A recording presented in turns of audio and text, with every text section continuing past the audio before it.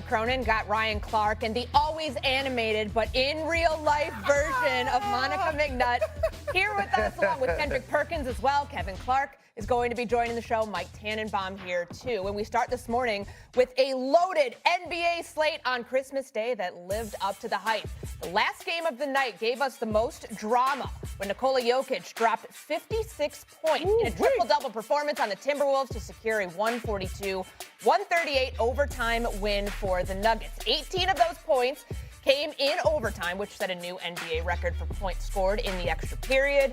Jokic's big game came with Denver down 3 starters, 44 from Anthony Edwards. Jokic's final stat line, 56 points, 16 rebounds, and 15 assists, making him the first player in NBA history with at least 55, 15, and 15 in a game. He also scored or assisted on 96 points overall, the third most in a game in NBA history. Monica, what kind of statement did Jokic send last night with that performance? You know what, Court? I love this question, but I also feel like he's been making this statement. Like, yes, yesterday entered an upper echelon, if you will, of performances on Christmas Day, and the first to have these monster numbers. But we continue to see Jokic do things that we are basically unheard of in the league. I mean, going into last night, he already had 14 triple-doubles, which is far and away the leader in that category. He's already won a championship. He's been a 3-time MVP. Like, I guess he continues to show us how good he can continue to be. And so I already was on lookout for the Nuggets in terms of being a real threat to win another championship this year, but I guess he just added a underlined, bold, and italicized of that statement because we already know this guy is really good. Yeah, Perk, this feels like rinse and repeat every single time we talk about Nikola Jokic putting on games like this. To do it in a high-stakes game last night, the game that gave us the most drama, what did that show you about the Nuggets right now? Well, that's something that I already knew, that they're legit title contenders, but I will say this, last night performance, I got to change your heart. You know, I was on this SGA is the best player in the world. Yeah. Jokic said, hey, big fella, keep a cool booty and watch my smoke and watch me go to work and watch me dance on one of the biggest stages in the NBA. And he was down 2 key guys. No Aaron Gordon, no Cam Johnson, no problem. I mean, 56 points, that's if he would have had 56 points, zero assists, and 0 rebounds, we still would be talking about that performance. Mm-hmm. But the fact that he had 15 assists, that's greatness. When you're able to get 56 points and get 15 assists and make guys around you better, hell, Courtney, me, you, Monica, and RC could be on the floor with Giannis, and he gonna make us, with Jokic, and he gonna make us all look good. I'm witnessing a top big, the most skilled big to ever play the game of basketball, and that's what we witnessed last night was pure greatness. They legit title contender. Anytime you have this guy on the floor, you got a chance to compete for an NBA championship. Nikola Jokic is the best player on the planet, and we have to stop questioning it.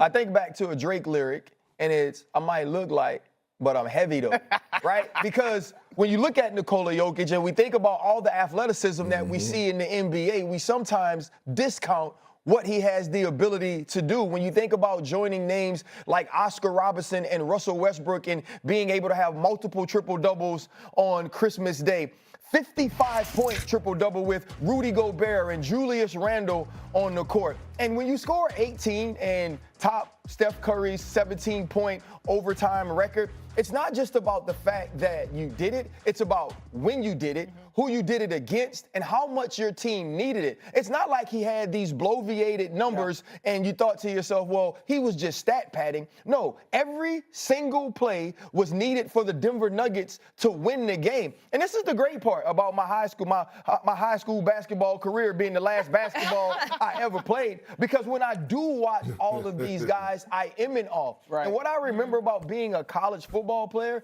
is anytime I went to the rec and the basketball team was there, I was there for defense and rebounding. Okay. And so when you're the best player in the world, that says so much about how skilled you are at this game. And there's only one, Nikola Jokic. I mean, I'm looking at this box score right now. This thing is a thing. You got to frame this. This thing is a thing of beauty here. Monica, like, the fact that they were down 3 starters, I think Perk mentioned that. No Aaron Gordon, obviously, last night. They were missing some other contributors as well.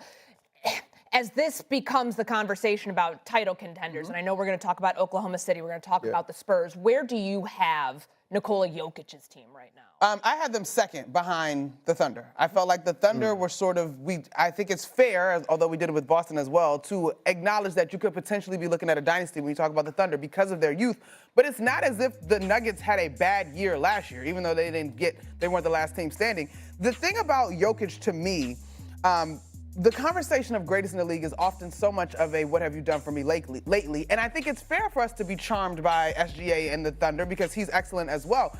But as we look at the potential of dynasties, if you will, and the potential of how long Jokic could do this, his game is going to be essentially in many ways timeless in a way that so many of the other guys that are in the conversation of the greatest in the league is not, because the athleticism piece of it is not the heaviest part of his game, right? His court vision, his ability to make plays for others, his ability to shoot the ball without barely jumping, like he still gets into rebounds, like just the way that he plays, I think will be in a better position to stand the test of time. But to me, the Nuggets, if you still have OKC as your favorite to come out, the Nuggets are the biggest threat. And that's like, I don't need to debate that. I think everybody would agree that those are your top two best teams in the West. Perkins, is he the MVP right now? I mean, after that performance, but I will say this to you, Courtney. This MVP, like I have an MVP vote. This is going to be one of the hardest MVP like voting situations, like probably over the last 10 years, in my opinion. You have so many guys right now that are playing at an MVP level. We saw what Nikola Jokić did. SGA is playing at the MVP level right now. Big Body Brunson put on the show as well to start Christmas Day off. You got Cade Cunningham, who has the best record in the Eastern Conference. He's balling and doing his thing down there in Detroit. So it's going to come down to the wire, but so many guys are deserving. But I will say Nikola Jokić is in that top two, him and SGA and everybody else. But it's going to be interesting to see. It's going to come down to probably the last couple of weeks of the regular season. But to your point about Denver being a threat for a championship, they took OKC to 7 last year. And the last game was a blowout, and so I think people forget how competitive that series actually was.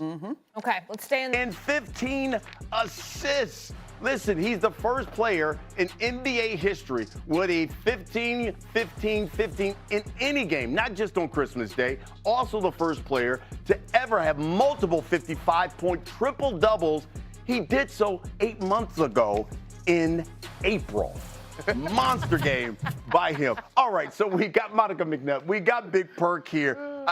First of all, your reaction, what you saw out of the Joker. We don't appreciate him enough. Like, I mean, you're watching this game unfold. First of all, it was a great showing by the Wolves for the fourth quarter and the first 2 minutes of the overtime. And then the Joker gets activated. It just looks constantly too easy for him, right? I literally looked at my husband and I was like, man, this man don't even jump and he's killing these people. But he has such control over the game, both in terms of what he wants to do and the way that he shifts defenses. It's undeniable. Big Perk, your thoughts?